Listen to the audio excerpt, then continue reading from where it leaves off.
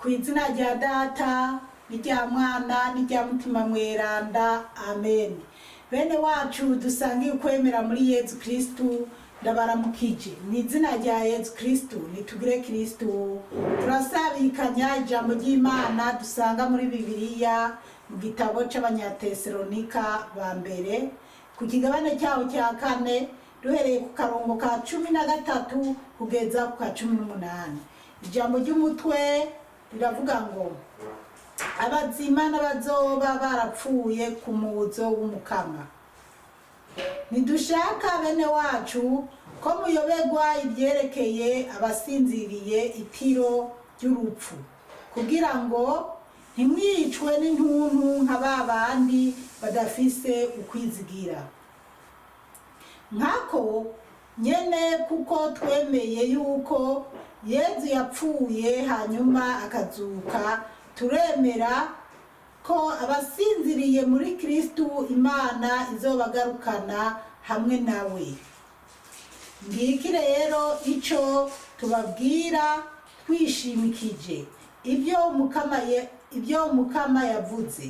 Twebwe abazoba bakiriho gushikaho umukama azogarukira, ntituzotanga na gatoyi abazoba basinziriye, kuko ijwi ry'umumarayika mukuru n'inzamba z'Imana bimaze gutanga ikimenyetso, umukama wenyene azomanuka ava mu ijuru, kandi abapfuye muri Kristu bazotanga abandi kuzuka.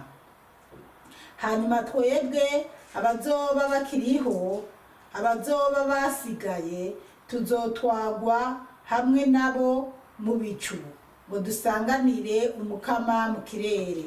Gutyo rero tuzoheza twamane n'umukama mu myaka yose. Ni uko rero nimuremeshanye muri ayo majambo. Bene wacu muri Yezu Kristu, iri ni jambo ry'Imana. Dushimiye Imana. Haleluya, amen. Haleluya, haleluya, amen, amen. Bana b'Imana, turasabikanyira ijambo ry'Imana ryo mu Banyatesalonika, turaba ibijanye no kugaruka kwa Yezu Kristu. Ijambo ry'ubutwa twisunga rivuga ngo abazima n'abazoba barapfuye ku muzo w'umukama. 13 havuga ngo ntidushaka bene wacu ko muyoberwa ibyerekeye abasinziriye itiro ry'urupfu, kugira ngo ntimwicwe n'intuntu nka babandi badafise ukwizigira. Imana iduhe gutahura cyane. Bana b'Imana, Pawulo yarandikiye aba bantu b'i Tesalonika, ariko arabagabisha ati ntidushaka ko mwebwe mugumana intuntu nka babandi bafise intuntu badafise ibyizigiro byo kumenya ingene Yezu Kristu azogaruka, canke batazi ibya Yezu Kristu, bafise intuntu. Nkuko natwe atubwira ati bene wacu ntidushaka ko mugumana intuntu yo gukekeranya tubupfuye aherayo, upfuye biba biheze. Reka tubandanye twumve ingene bimeze. 14 havuga ngo nkako nyene kuko twemeye yuko Yezu yapfuye hanyuma akazuka, turemera ko abasinziriye muri Kristu Imana izobagarukana hamwe nawe. Haleluya, amen. Bana b'Imana, Paulo na Silvana na Timote barandikira abantu bakabaremesha, bakababwira ati mwebwe nimukomere, ntimwihebure ngo mwiyumvire ko umuntu apfuye biba bihetse, ko Imana yazuye Yezu Kristu. Yezu Kristu ni muzima, ko igihe wenyene azobaje Imana mbega ivuze iti harageze. Paulo ariko arabibumvisha kugira bwizere Imana, kugira natwe twizere Imana, tumenye ko Yezu yapfuye akazikwa, nyuma agatsinda urupfu akazuka akanurira mu ijuru ku mugaragaro. Pawulo avuga ibi arazi Yezu, yarabonye Yezu, yaramukoreye ibitangaza. Rero turizera neza ko Yezu Kristo yarazutse kandi yaragiye mu ijuru. Rero ko igihe Yezu Kristo azogarukira, Yezu azoza tujana abazoba bamwizeye n'abazoba barapfuye bizeye. Rero abantu rero ntidukwiye guheranwa n'agahinda.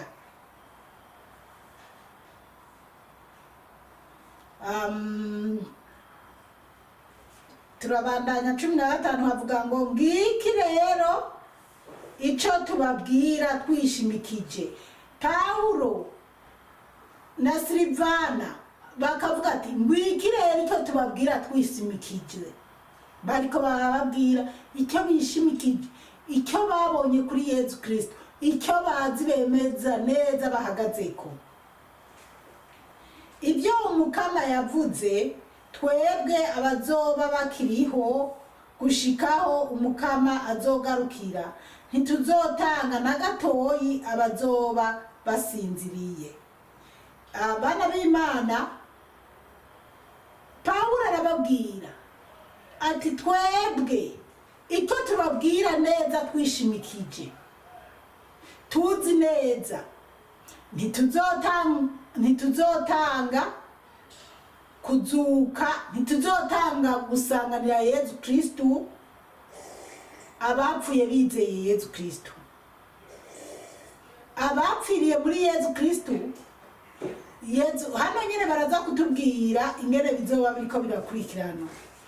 Mugabo twe abazoba bakiriho, icyo gihe yaravuga ngo twebwe nkuko n'ubu Yezu yokubita inzamba, umumarayika agakubita inzamba, twebwe abakiriho ntitwotanga kumusanganira bajya bamaze gupfa bamwizeye. Turabandanya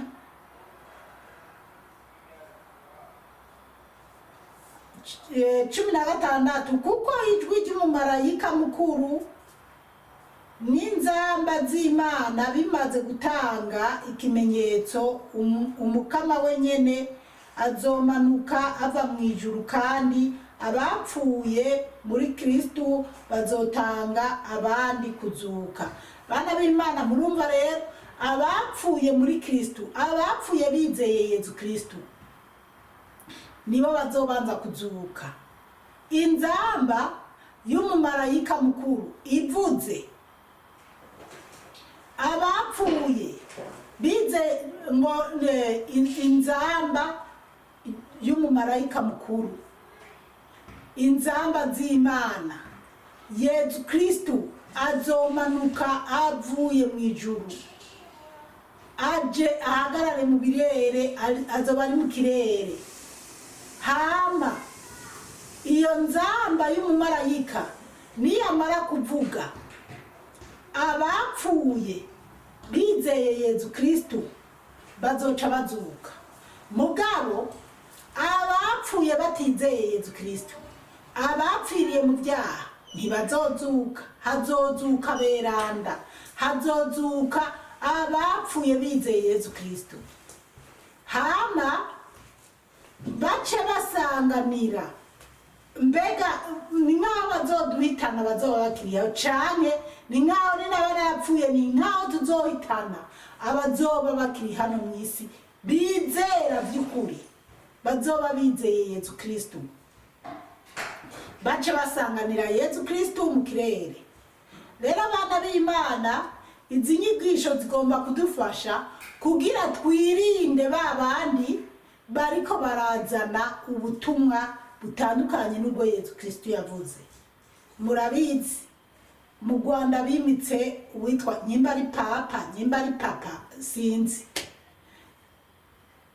Ubu muri ekleziya dusigaye twumva kumenga aho hari abapapa babiri, ariko ibyo nta byabaye.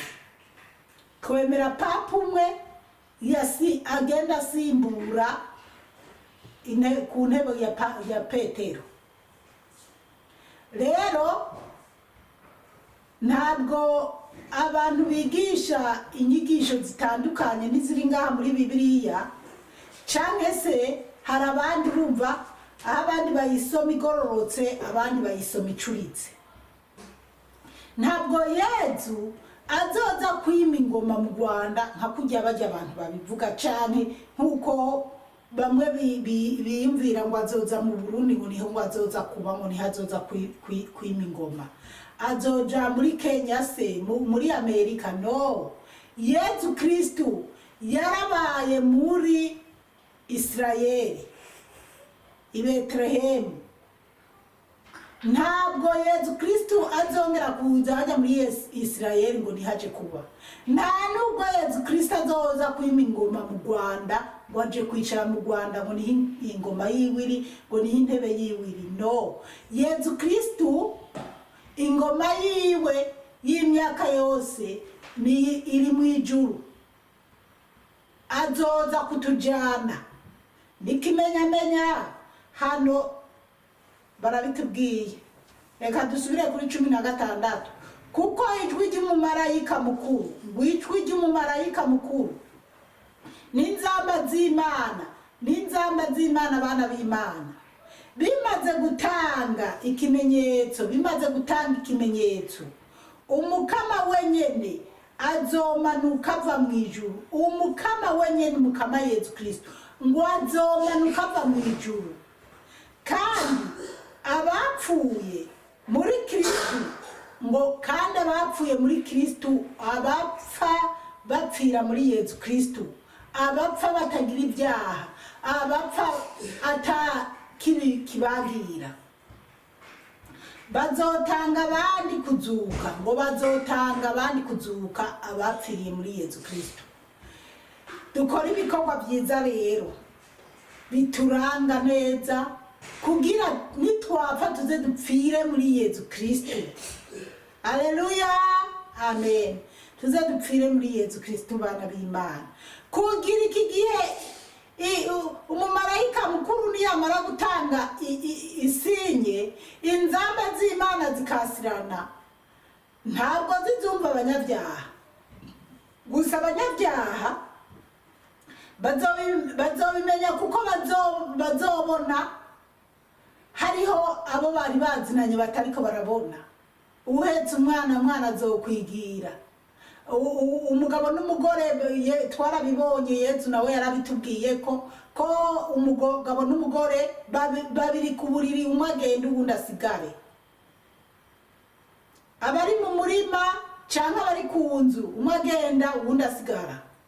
Rero iki gihe Yezu Kristu, izi nzamba z'Imana nizamara kuvuga, mu isi hazosigara amarushwa atigeze kubaho. Rero izo nzamba zizumvwa n'abapfiriye muri Yezu Kristu bamukunda, bamwizera. Utamupfiriyemo, bana b'Imana, izo nzamba ntazazumva. Nyimba uri mu idini ripinga Yezu, ritamwemera, iyo nzamba ntazumva.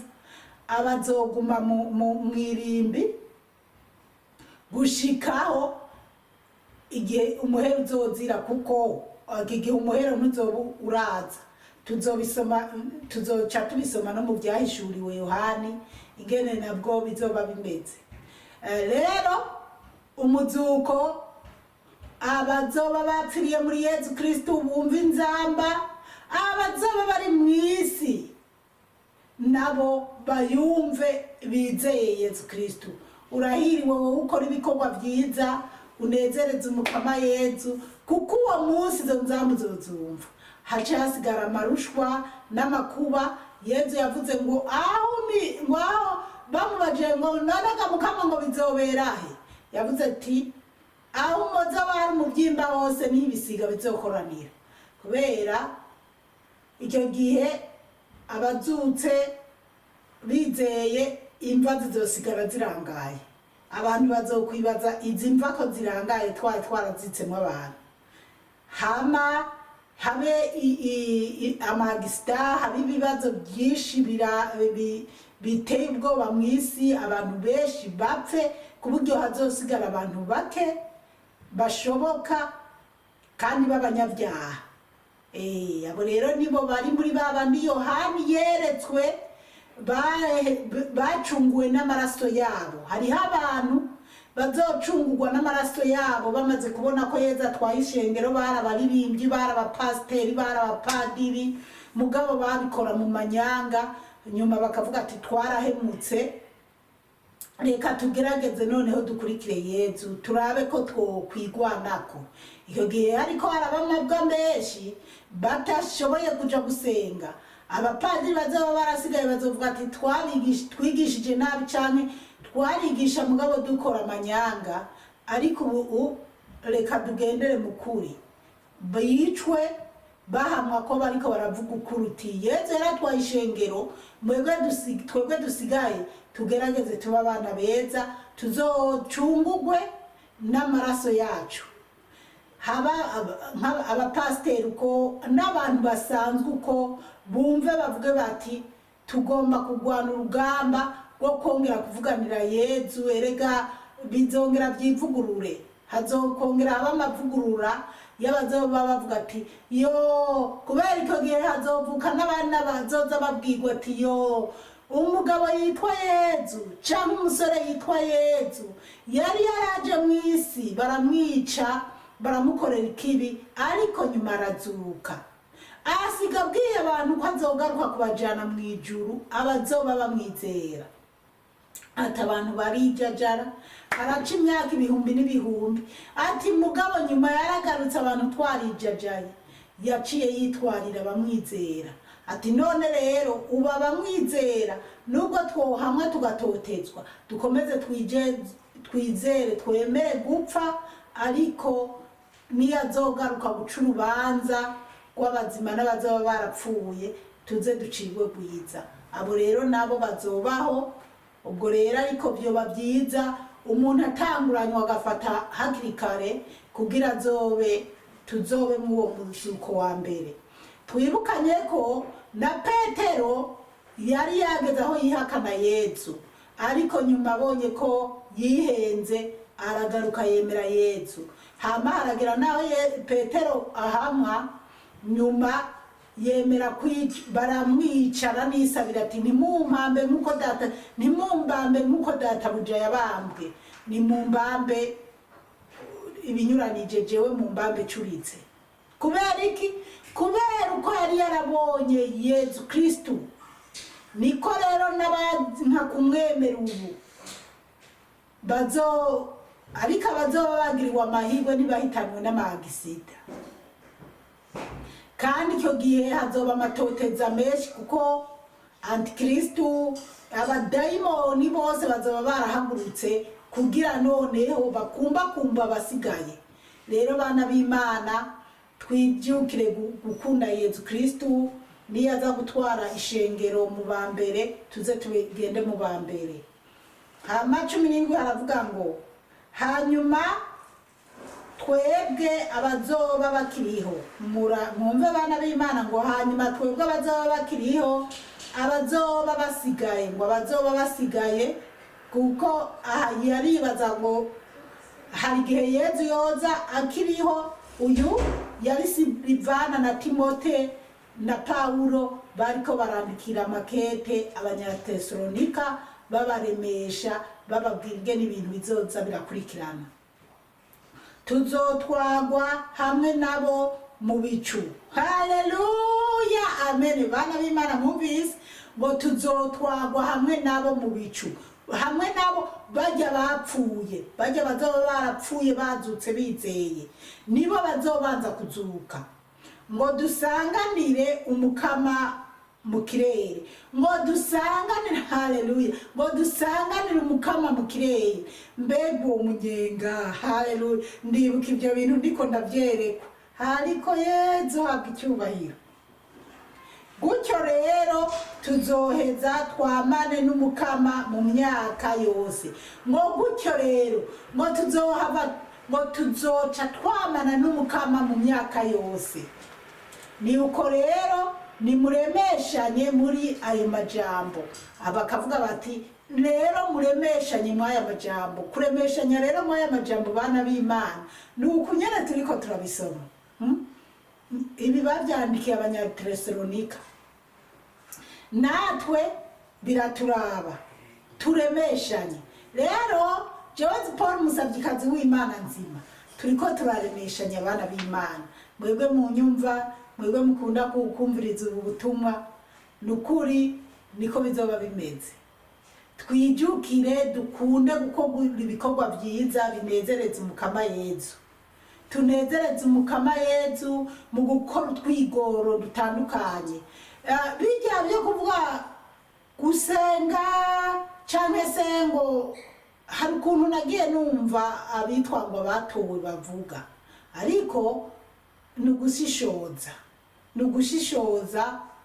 Yezu wenyene yivugira ati hazoza abantu benshi biyitirira izina ryanje, ati muragaba ntimuze mujeyo. Nukuraba abantu bigisha inyigisho zitandukanye n'iza ekleziya, ukumva ko hari ibintu urumva hariho ibintu nawe ushobora kumva ukavuga ati oya, uyu muntu ibi bintu si iby'Imana pe, uyu muntu ngiriye Bibiliya yayisomye acuritse.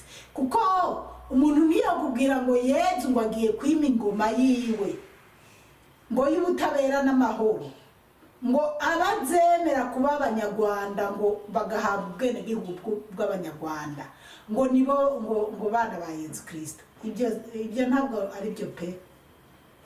Na uwari we wese yobyumva akumva ko bitobaho. Yezu azoza aje gutwara ishengero, aritware tumusanganire. Ni naba narapfuye icyo nzi cyo ndazi ko nzoba ndi muri bazomusanganira, mugabo tuzoba turi bake pe. Abo nabo tuzoba turi bake. Rero hama tugende tubane na Yezu imyaka yose. Hama kandi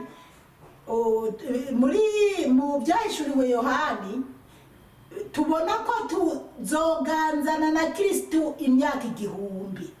Mugabo iyo myaka 1000 ntabwo hazoba ari ngaha, nta gihugu na kimwe kiri cyo ngaha mw'isi Yezu azoba yicayemo. Oya, arafise ahantu yateguye muri paradizo nziza, atari ngaha mw'isi tukatisha ibirenge. Ariko bana b'Imana, muriko muraraba ingene isi imeze. Yezu yoza agashinga inzu, akubaka inzu nyene abamwo nyene n'abo bantu biwe ngaha mw'isi nyene tuja kurima tugira iki? Oya, tuzoba turi ahantu heza, duserevuwa n'abamarayika, tumerewe neza, maka umuhero rero ugere, finali gere, kubera babandi bazohabwa amahirwe, bazomara hazohera imyaka 1000 ngaha mw'isi sikihari.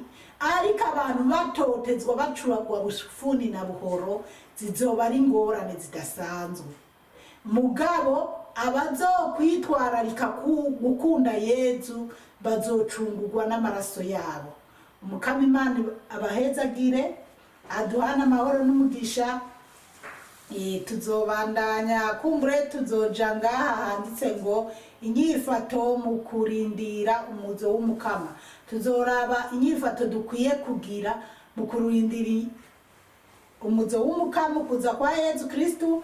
Hama tuzoce turaba n'ingene mu byashuriwe Yohani uko tuzoganzana na Kristo, canke se abo bazoba ingene hariho abazocungurwa n'amaraso yabo uko Yohani Umukama yabimuhishuriye.